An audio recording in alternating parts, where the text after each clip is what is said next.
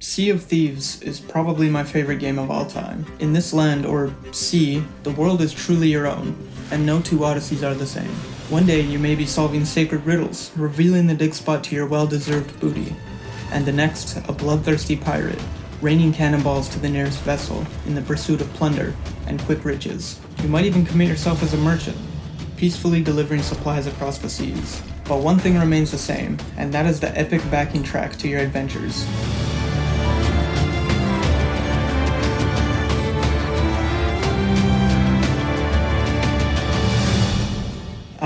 What modern musician doesn't love piracy? All jokes aside, the score to Sea of Thieves is one of my favorites. It immerses you into the universe without the scurvy, which I appreciate. The music clearly gives a piratey feel while still remaining lighthearted. And how can I say it has a piratey feel? And how do you immediately know what I mean by that? So there's clearly a pirate sound, but what makes that sound like pirate? Well, I thought it would be a good idea to start with the music that resembles pirate music the most, then work our way from there. And that would be Celtic. Specifically that high energy makes you want to get up and start jigging Celtic.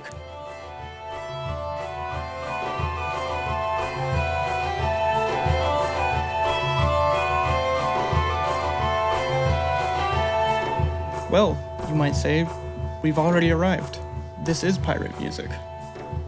And I'd say no, but it's pretty damn close. In fact, aside from the more focused and intentful motifs of Sea of Thieves, I'd argue the only thing making this not pirate music is sound selection. And I don't mean to imply Adrian's music is not intentful or not focused. The intentions are simply just placed in different areas.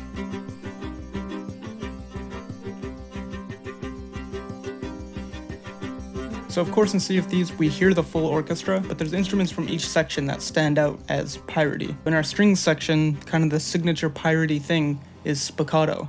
In fact, I'm not even sure if there's a track in the game without them. So for our brass, it's going to be normal brass section. Our trombones are going to be carrying our harmony, while the French horns may come in to exacerbate the melody. For our woodwinds, the thing that immediately sticks out as pirate is the piccolo. Under-recognized and underutilized instrument in my opinion. We also have tubular bells, which are played probably about 100 times throughout the soundtrack.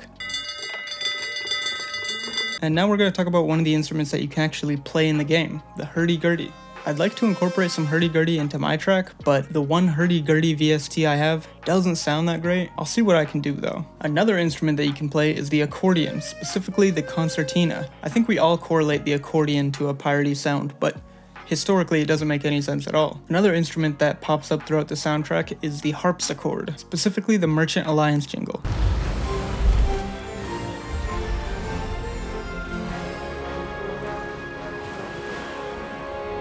But it also shows up in some tracks in the actual soundtrack. For our percussion, we're just going to have our standard orchestra percussion, our grancasas, our snare drums, our toms, our cymbals. We also hear like a taiko drum type thing throughout the soundtrack, so I'll be using taiko drums as well.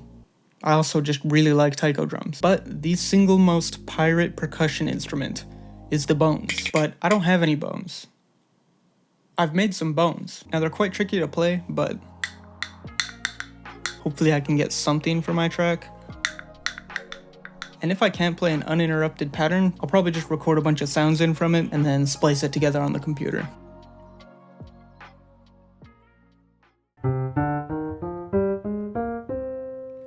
The minor scale, specifically the first 5 notes, and also the 7th.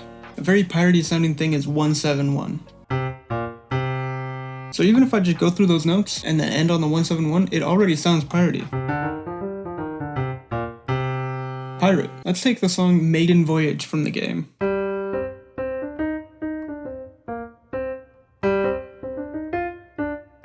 As you can see or hear, we're really focused on these 6 notes. Then for the next part of the melody, we're going up to D minor and doing something a little bit different.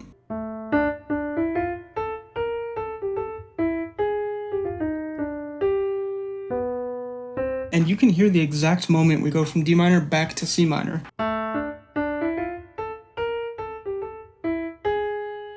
That single note, now we're back in C minor. And for another part of the same song, we have it go.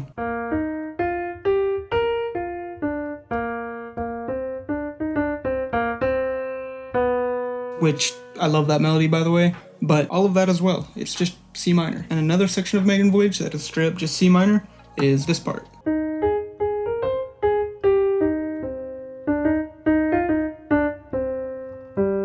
It's safe to say that these are the pirate notes. I can kind of play just random stuff with those notes and it'll sound piratey. So how do we get more pirate out of the minor scale? Well, that's by taking the 6th note and just raising it up a half step, which gives us the now C Dorian scale. And the reason why this sounds more piratey to me is because those first 5 notes that I was talking about, we basically have another set of them. So, double the piracy. You know what else is included in those 5 notes? The lick. Which, like, doesn't really... I mean, I guess it kind of sounds piratey. If we had, like, a piratey rhythm, maybe. Wait a sec, that just goes to show how important rhythm is, especially when going for that pirate sound. There's a very distinct rhythmic feel that it has. Rhythm is super easy for this type of music, the secret sauce being triplets. Let's look at a track called A New Dawn from the game, one of my personal favorites. A pirate rhythm has definitely been established, and the percussion is pretty much just following a straight triplet groove. The constant d-d-d-d-d-d-d-d-d is also a version of the triplet. You can think of them as regular 8th notes with a lot of swing on them. But they're simply just triplets without the middle note. If I play the rhythm in and set my grid to 1/3 beat, you can see it matches up perfectly, with consideration for my rhythmic skill, of course. But it's not about a formula, it's about feel. But like, if it was about a formula, it would definitely be triplets.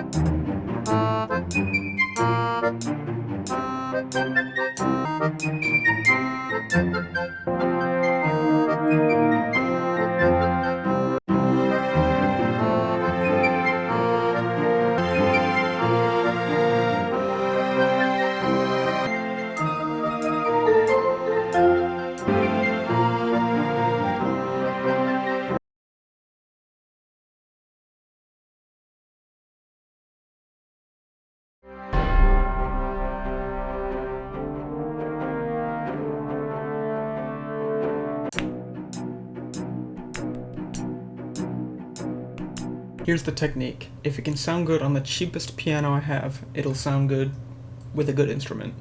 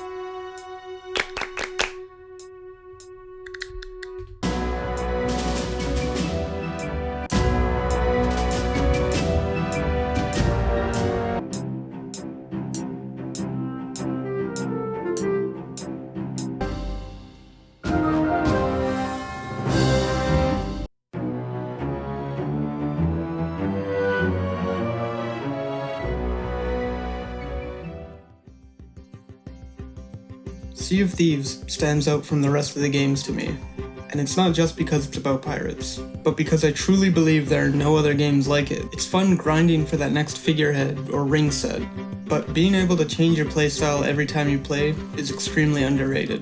Running Athenas, next running Reapers, then island hopping and doing world events keeps it from getting stale, unlike some other modern games, which offer you to play a round of the same game over and over again. The size of the map is perfect in my opinion. It's big enough to still feel like you're on an adventure while completing voyages, but not too big to where it seems inconvenient. The hand-to-hand or flintlock to cutlass isn't the greatest, to be honest, and could likely be improved, but I'm completely happy with where it's at. Most of the times that I die to another player, I understand that it's my fault, and I simply could have just played better.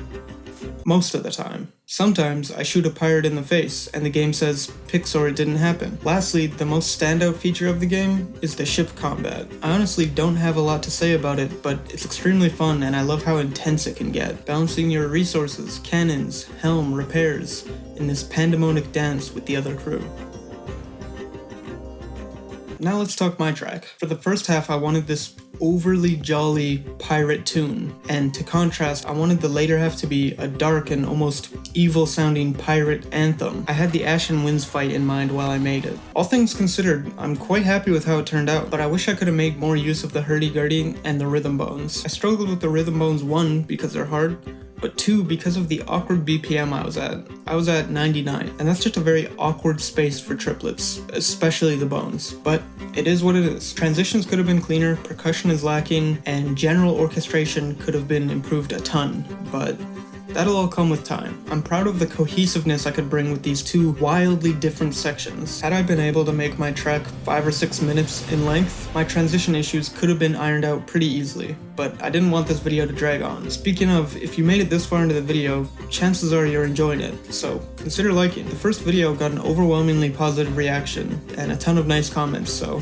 I appreciate that. But without further ado, I present to you Sea of Grand Theft and Larceny. Enjoy. Hey, I'd really appreciate if you listen to the track in its entirety, as the first half of the track is only the first half of the track. Thanks.